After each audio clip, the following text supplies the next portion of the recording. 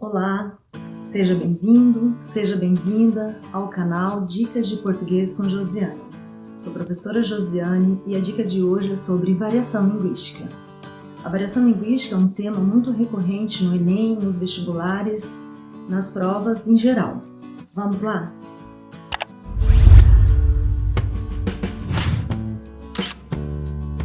Muito bem. Ao falar de variação linguística, eu gostaria de questioná-lo. Será que no passado as pessoas escreviam e falavam da mesma forma que nós? Vamos pegar um exemplo. Pero Vaz de Caminha, quando chegou ao Brasil e teve que escrever uma carta ao rei de Portugal, se hoje fôssemos ler essa carta, compreenderíamos?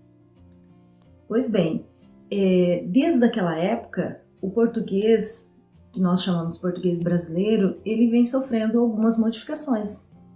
E vem sofrendo mudanças. Essas mudanças ocorrem de acordo com vários aspectos.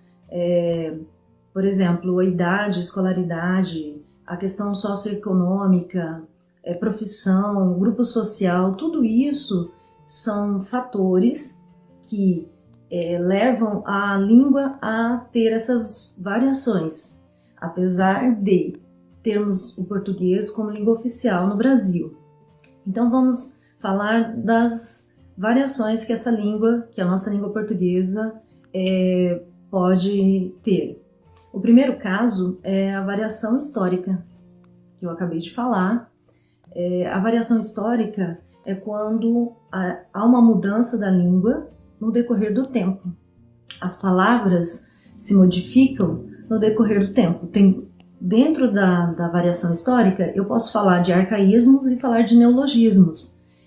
Pois bem, ao falar de arcaísmo, eu trago alguns exemplos, como a palavra chumbrega, pão, eram termos utilizados no passado que hoje nós não falamos mais. Eram gírias, né? Alguns casos de gírias que não usamos mais. Nós temos também os neologismos.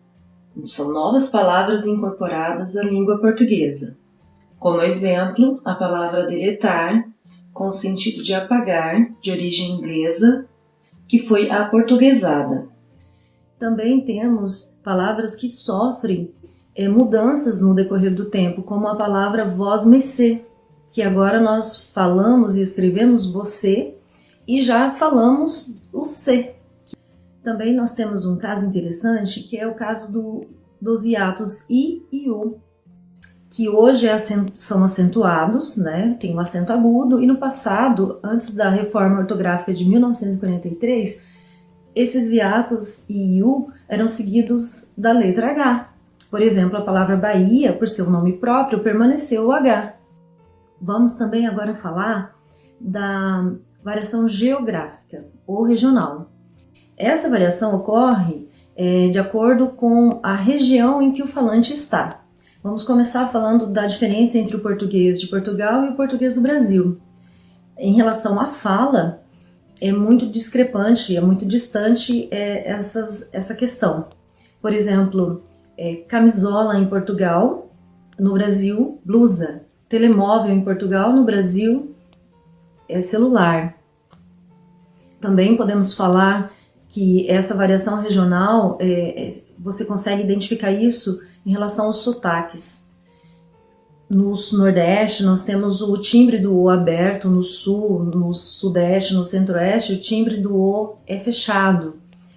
A questão do vocabulário também, aipim, macaxeira, jerimum, abóbora, expressões no Pará.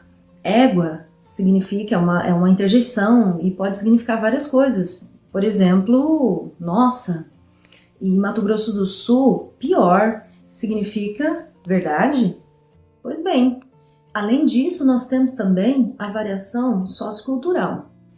Neste caso, o que interfere nessa mudança da língua? São os aspectos sociocultural do falante. Por exemplo, a profissão do falante. Vou pôr aqui um exemplo. Temos, no caso, o médico, ele pode dizer cardiopatia, quer dizer, é um termo técnico da profissão dele, taquicardia, o advogado, jurisprudência, habeas corpus, também em relação a grupos sociais, né? Temos as gírias. Também em relação a sexo, masculino e feminino, as mulheres usam muito diminutivo como termo carinhoso.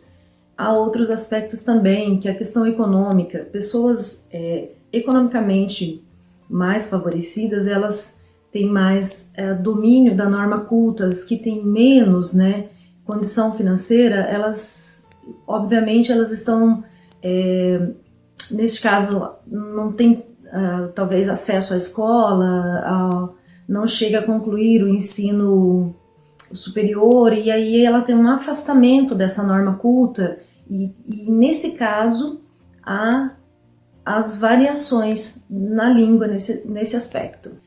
Além então dessas 3 variações que eu acabei de falar, tem também a variação situacional. Na variação situacional seria assim, em que contexto o falante vai utilizar a língua, para quem ele está falando e com qual intenção. Nesse sentido, ele pode usar a língua mais formal ou menos formal. Se você está no ambiente de trabalho, se você está apresentando um trabalho na escola, se você está diante do júri, nesse sentido você vai ter que usar uma linguagem mais formal. Isso não só na escrita, mas na fala também. Então, essa mudança ocorre na fala e na escrita. Se você está numa situação mais informal, com os amigos, escrevendo um texto, conversando com os amigos pelo WhatsApp, por exemplo, a escrita ela vai ser mais informal. Agora, se você vai escrever um e-mail para uma empresa, uma instituição, obviamente você vai usar uma linguagem escrita mais formal. Então, a nossa aula de hoje termina aqui. Se você gostou do tema, você pode deixar o seu gostei, você pode compartilhar com seus amigos, se inscrever no canal, ativar o sininho para os próximos vídeos, para as notificações dos próximos vídeos, e também pode nos seguir no Instagram, @dicas de português com Josiane. Tchau!